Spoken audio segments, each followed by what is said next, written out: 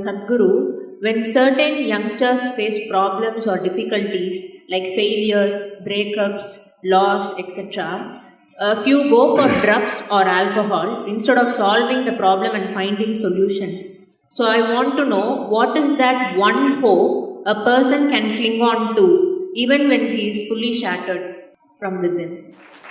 Oh, so many broken hearts here who are clapping their hands.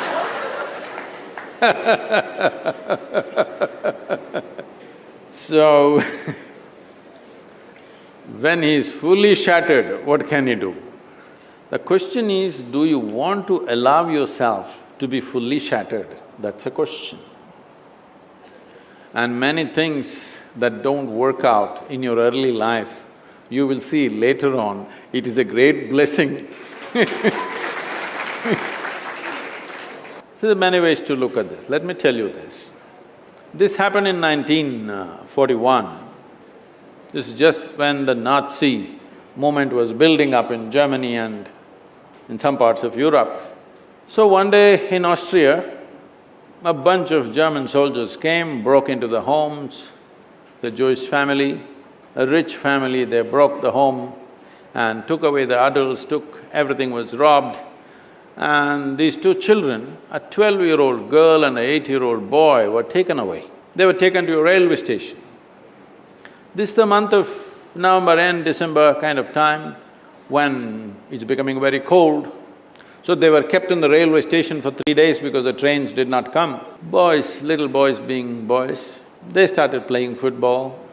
So they were playing football and then suddenly the train came. The train is not a passenger train, it's a cargo train, the goods train.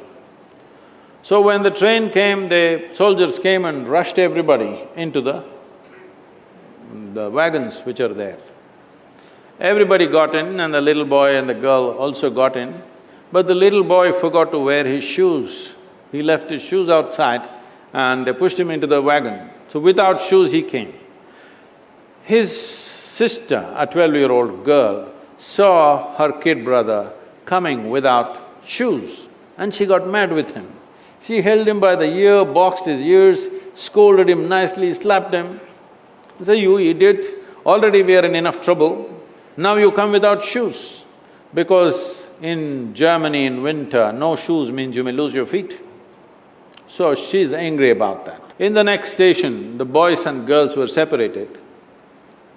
After 4 years, after the war was over, she came out of the concentration camp to find 17 members of her family, including her little brother, all had vanished. No records, no sign of them, they just evaporated. At that time, the only thing that bothered her was the last few things that she said to her little brother. She loves her brother, but the last few things that she said to him were such terrible things, it rang in her mind and troubled her. These are the last things I told my brother and after that I'm never going to see him, he's gone.